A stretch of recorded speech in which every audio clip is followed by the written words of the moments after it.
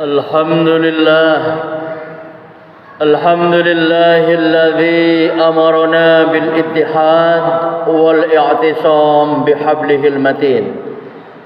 أشهد أن لا إله إلا الله وحده لا شريك له وأشهد أن محمدا عبده ورسوله. اللهم صل وسلم وبارك على محمد وعلى آله وصحبه أجمعين. فيا عباد الله، أوصيكم وإياي بتقوى الله وطاعته لعلكم ترحمون.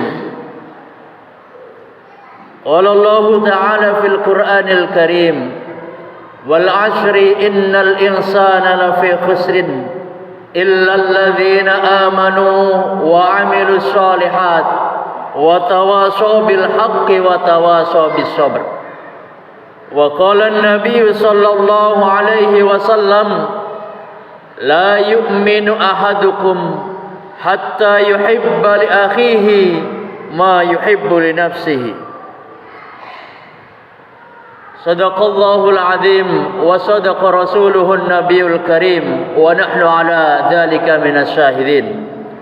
Hadirin sidang jamaah salat Jumat yang dirahmati Allah Subhanahu wa taala, marilah kita bersama senantiasa tingkatkan kualitas ketakwaan kita, keimanan kita kepada Allah Subhanahu wa taala dengan senantiasa berusaha sekuat tenaga menjalankan berbagai macam perintah Allah dan juga menjauhi larangan Allah Subhanahu wa taala.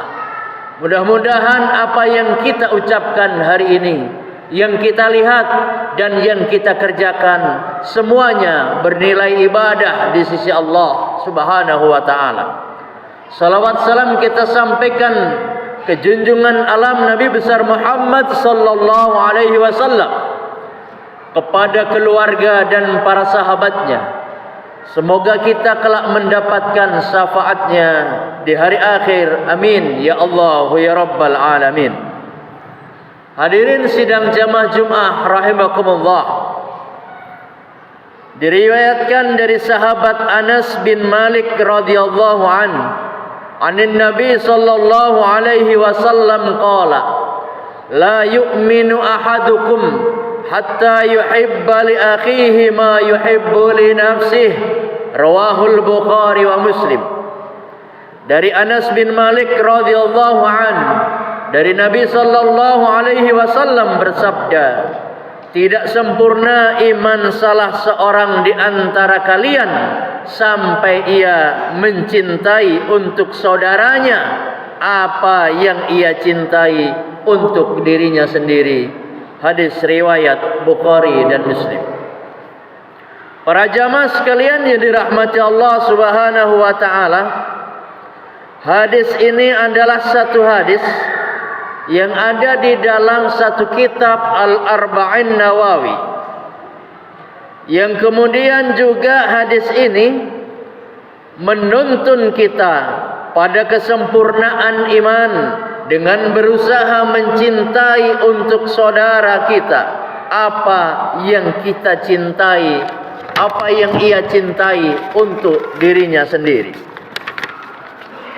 Kemudian ini hadis adalah satu hadis yang diriwayatkan oleh Anas, sahabat Nabi Anas bin Malik radhiyallahu Beliau adalah seorang yang didoakan oleh Rasul agar panjang umurnya dan banyak rezeki serta keturunannya, sehingga beliau wafat di Basrah dalam usia 103 tahun dan kemudian kurang lebih 2286 hadis yang beliau riwayatkan.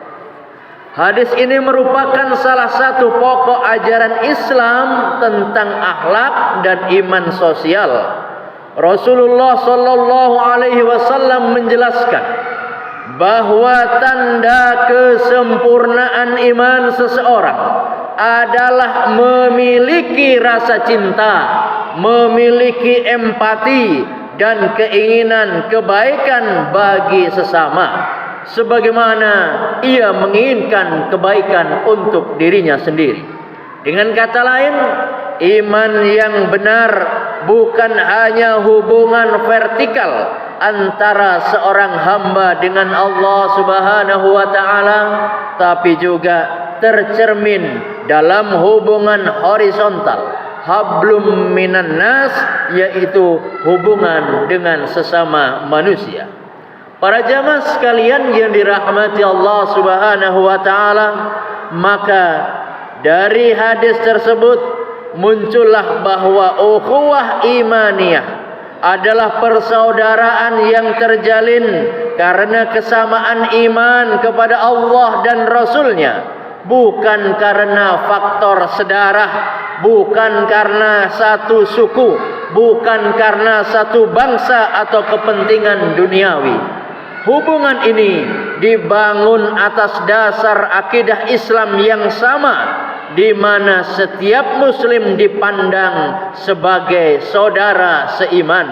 Sebab Allah berfirman, innamal mu'minuna ikhwatun, sesungguhnya orang-orang yang beriman itu bersaudara. Maka kemudian ukhuwah imaniyah adalah pondasi yang kuat, dasar yang kokoh dalam kehidupan umat Islam. Yang pertama, cinta karena Allah lebih kuat daripada ikatan darah. Rasul sallallahu alaihi wasallam bersabda, perumpamaan orang-orang mukmin dalam hal saling mencintai, saling menyayangi, dan saling berkasih sayang di antara mereka adalah seperti satu tubuh. Apabila salah satu anggota tubuh merasa sakit, maka seluruh tubuh ikut merasakan demam dan tidak bisa tidur. Hadis riwayat Imam Bukhari.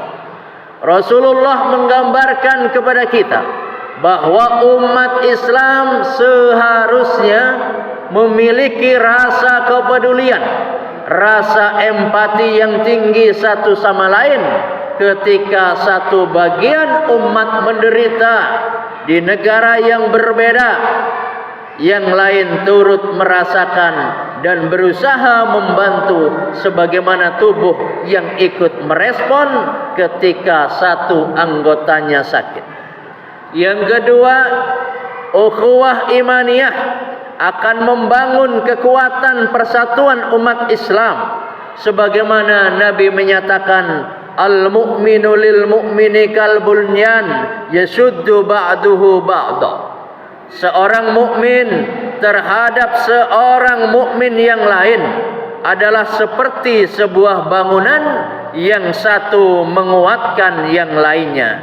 Rawahu, hadis riwayat Bukhari dan Muslim.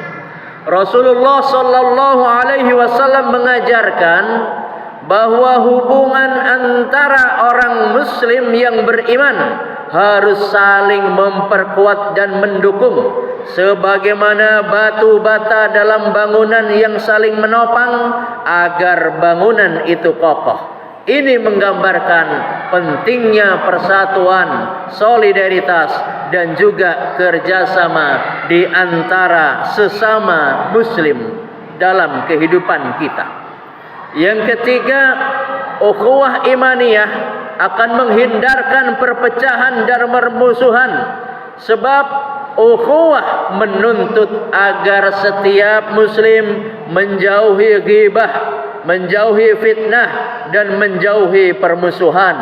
Nabi bersabda, kunu ibadallahi ikhwana, al-muslimu akhul muslim, la yadhlimuhu wa la yahdhuluh wa la yahkiruhu bihasbi imri'in minasyarri ay yahkira akhahul muslim. Kullul muslim 'alal muslimi haramun damuhu wa maluhu wa irduhu. Dan jadilah kalian hamba-hamba Allah yang bersaudara, sebab muslim adalah saudara bagi muslim yang lain. Ia tidak menzoliminya, tidak pula menelantarkannya, dan tidak merendahkannya.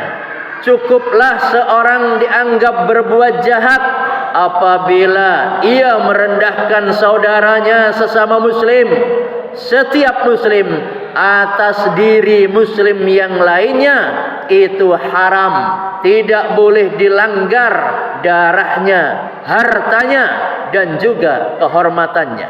Hadis ini menegaskan kepada kita tentang pentingnya ukhuwah Islamiyah yang dilandasi iman dan takwa. Maka setiap muslim wajib menjaga hak saudaranya, tidak menzolimi, tidak melantarkan, tidak menghina, serta menghormati kehormatan, harta, dan jiwa sesama muslim. Persaudaraan ini menjadi tanda keimanan yang sejati. Para jamaah sekalian yang dirahmati Allah Subhanahu wa taala, inilah yang bisa kita ambil intisari daripada pesan Nabi sallallahu alaihi wasallam dalam sebuah hadis tadi. Kita berharap kepada Allah Subhanahu wa taala, karena kesempurnaan tidak hanya terletak pada ibadah individual, tapi juga pada kepedulian sosial yang tulus terhadap sesama muslim. Moga-moga Allah menjadikan kita muslim yang saling menguatkan, saling peduli, saling mendoakan, saling menasehati, saling membantu, dan juga menjauhi segala bentuk kezaliman dan permusuhan yang ada di antara kita. Moga-moga Allah Subhanahu wa taala menghimpun hati-hati kita dalam cintanya, mempersatukan langkah kita dalam kebenaran. Amin ya rabbal alamin. Barakallahu li wa lakum bil Qur'anil Karim wa nafa'ni wa iyyakum bima fihi minal ayati wa dzikril hakim wa taqabbala minni wa minkum tilawatahu innahu huwal ghafurur rahim.